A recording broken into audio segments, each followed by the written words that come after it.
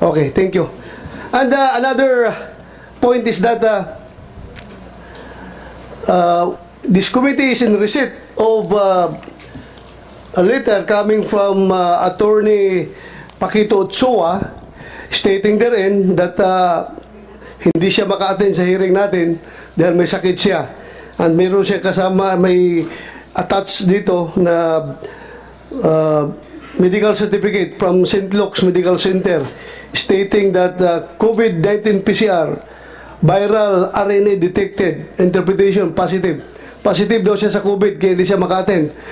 So sana kung hindi siya kung naka-attend siya ngayon dito, baka kung natapos natin itong in-entertain itong mga resource person na kailangan natin tanungin at kung nandito sana siya, baka I could have adjourned this this hearing after this after to this hearing, but bigyan pa natin siya ng tsansa.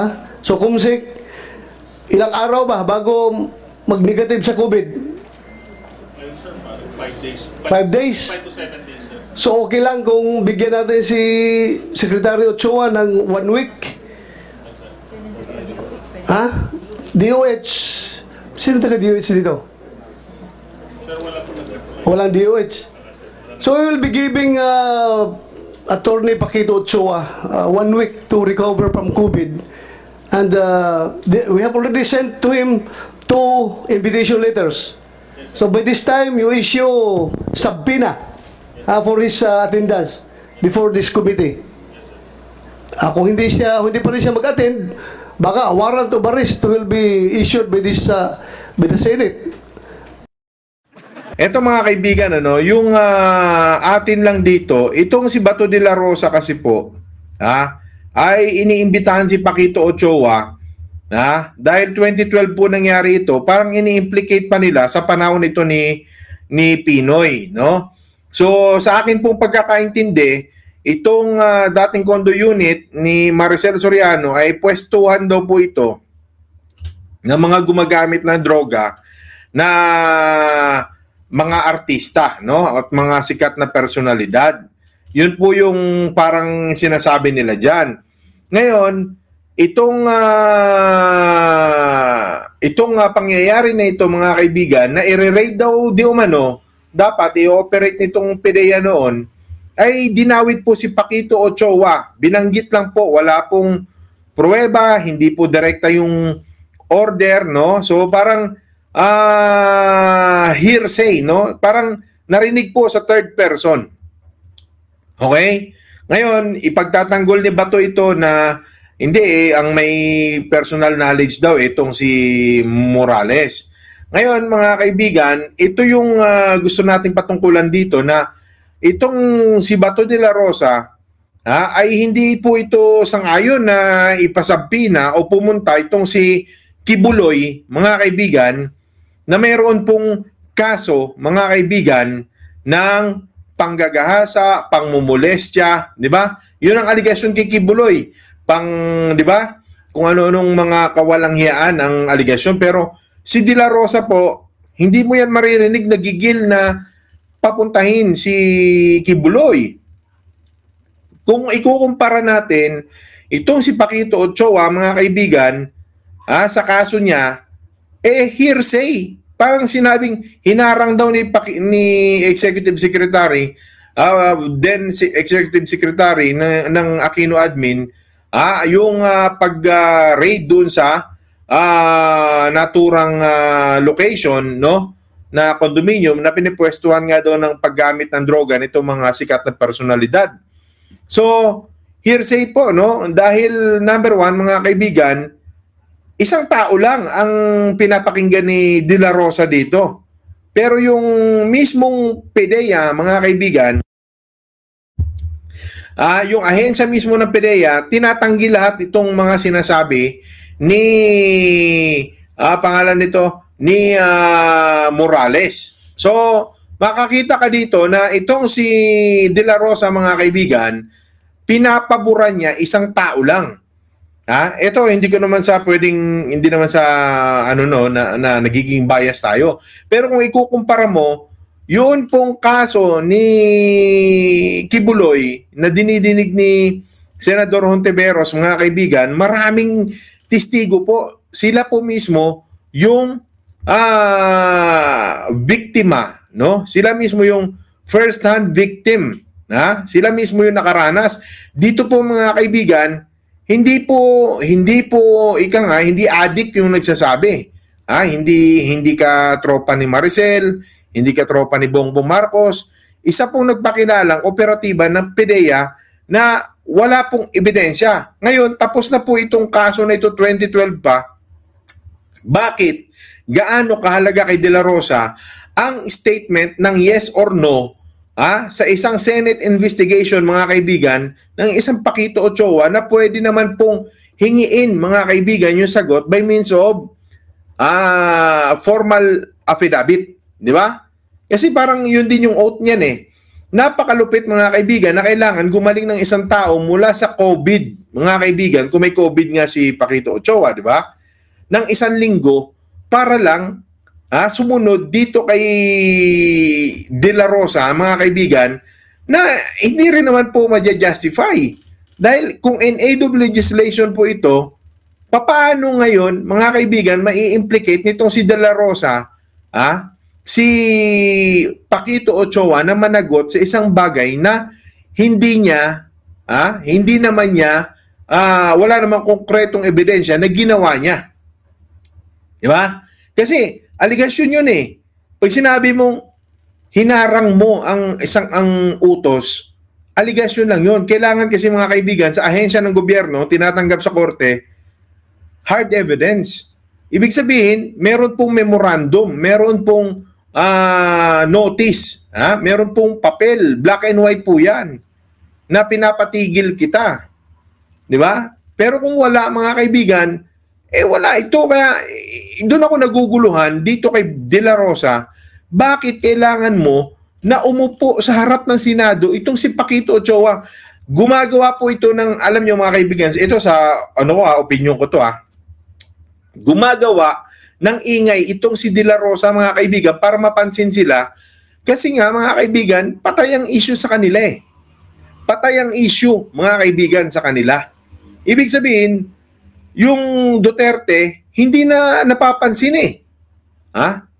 Wala na pumapansin sa kanila. So, gumagawa ng grandstanding para mapansin yung kanyang ginagawang yan. At sinasakyan ni Maharlika. At para saan to? Para lumabas ang mga tao at suportahan itong mga Duterte na sa kanilang pangsariling interest, malamang. Oo, ituloy muna natin. Ito. Kung hindi siya magpakita, just for the record, dahil mahirap yung iniiwasan tayo. Well, in-acknowledge natin, positive siya sa COVID, kaya bigyan natin siya ng another 1 week. Kung nandito sana siya, baka tapos na itong hearing na ito. Mr. Chair, Yes, go ahead. is this committee going to conduct another hearing next week? Yes, next week. I thought this is the last hearing, Mr. Chair. Yeah, kung nandito sana si Paquito Ochoa, I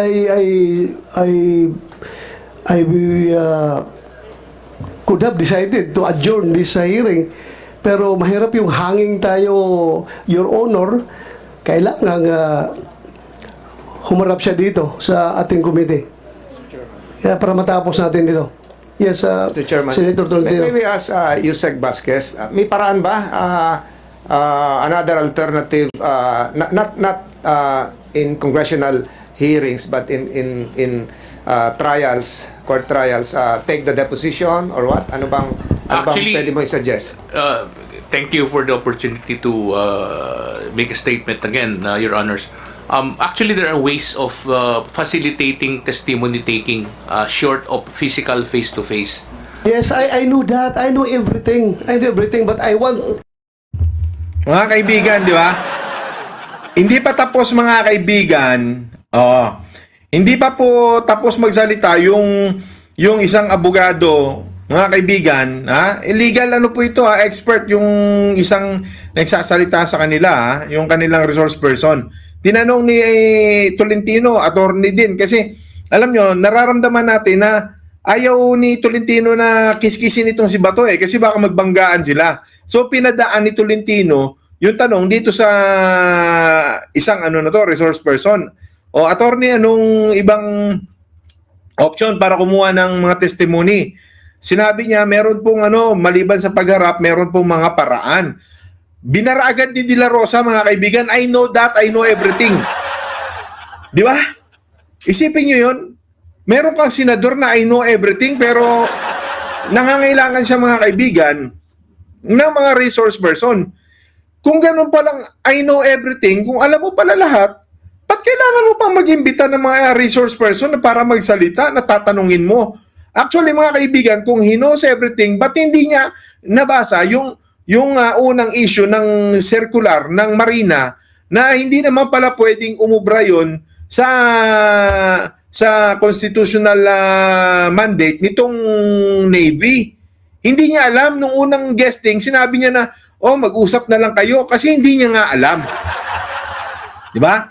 Kasi ito pong Navy, hindi makagalaw po sa karagatan natin, sa ibang portion ng karagatan natin na mayroon pong mga private yachts, no? So, hindi sila pwedeng mag-raid basta-basta kasi naniniwala ang Navy na may circular ang Marina. Ngayon, ang sagot ni De La Rosa, mag-usap na lang kayo ng Marina.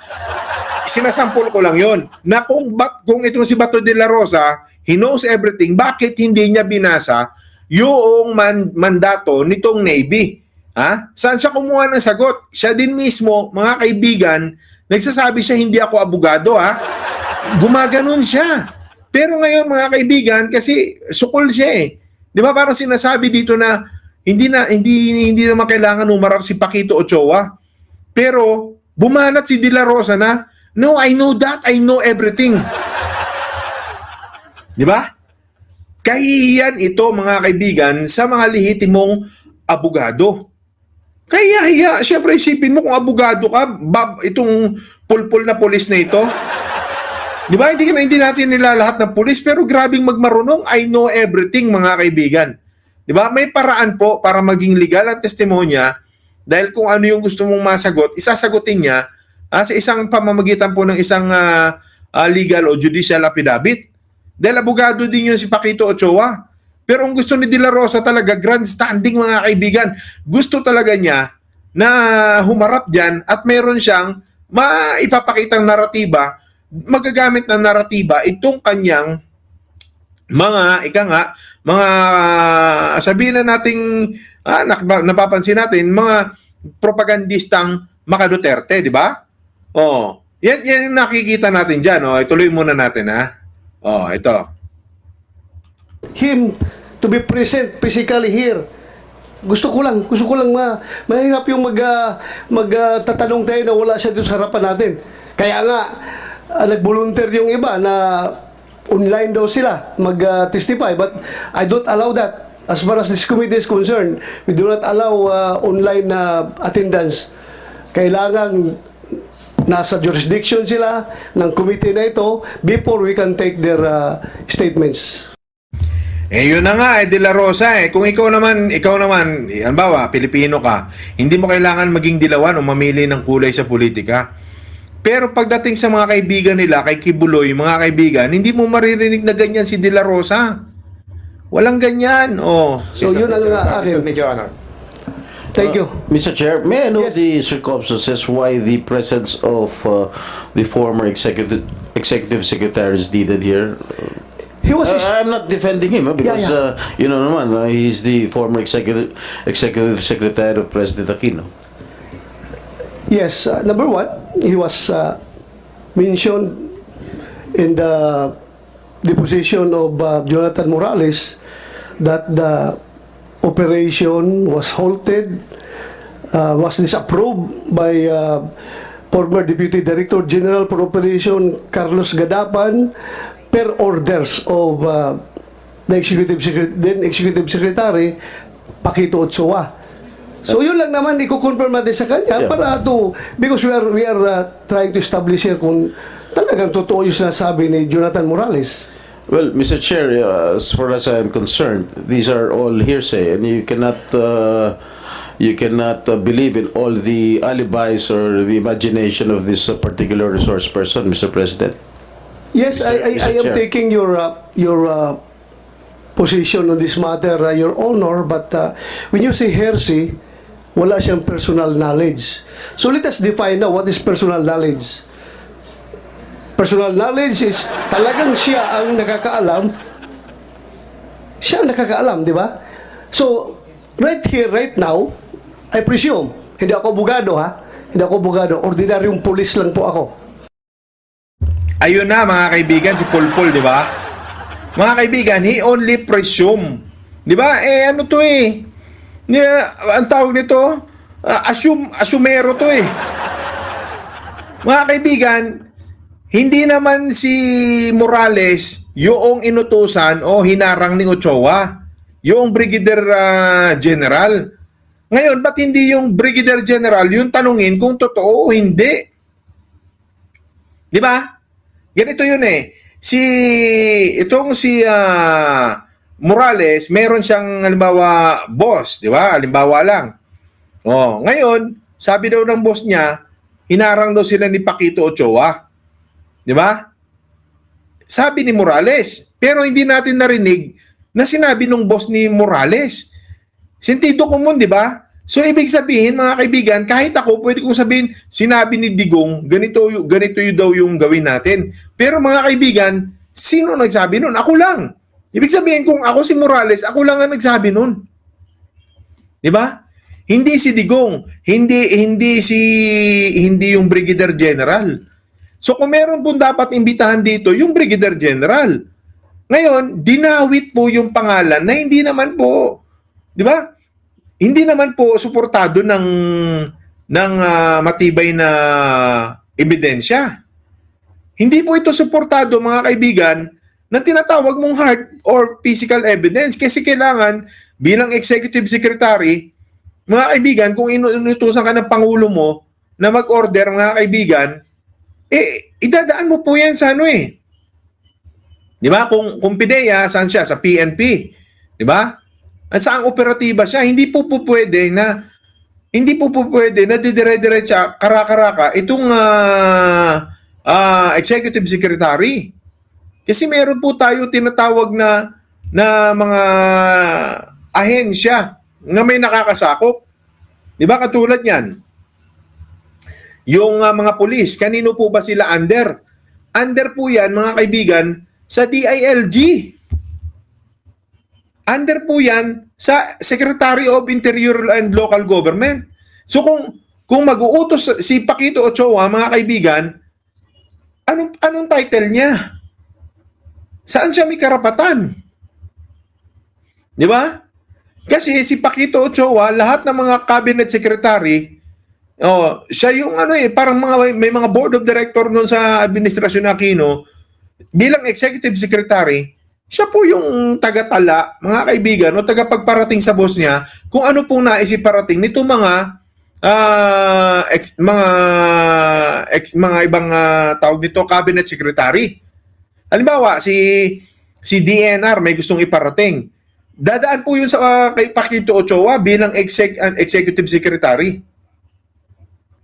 The little president, however, mga kaibigan, he is not the president. Di ba? The executive secretary is also an alter ego as well as DNR, the DepEd, mga alter ego ng presidente yan.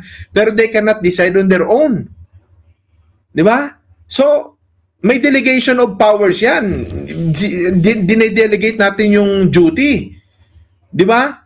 Si Paquito Ochoa, mga kaibigan, hindi siya pwedeng mag-utos sa tao ng isang cabinet official. Dadaan at dadaan ka. Kung executive secretary lang ang iyong kategorya. Di ba? Dahil ang pwede lang dumirekta, mga kaibigan, sa lahat ng taong under ng isang cabinet secretary ay presidente mismo. Walang titulo, walang power ang executive secretary, mga kaibigan, na mag-utos sa chief PNP. Wala. Wala siyang power na mag-utos po doon sa mga regional offices ng DENR kung executive secretary lang siya. Wala, mga kaibigan. Dinidelegate yan. Dinadaan sa memorandum yan. Kung bakit kailangan idaan sa memorandum yan, mga kaibigan, kapag hindi sinunod ng taong nasa baba, meron siyang memo, meron siyang katibayan na inutusan kanya. Ganon yun. So ito, kung hindi mo alam, hindi natin alam ang proseso dahil ginagawang tanga yung ibang tao eh. Di ba? Ginagawang tanga yung mga tao, mga kaibigan. Binubobo yung mga tao. Tingnan nyo ang mahal-mahal ng bilihin ngayon, pero ang pinagkakaabalahan nitong mga Duterte,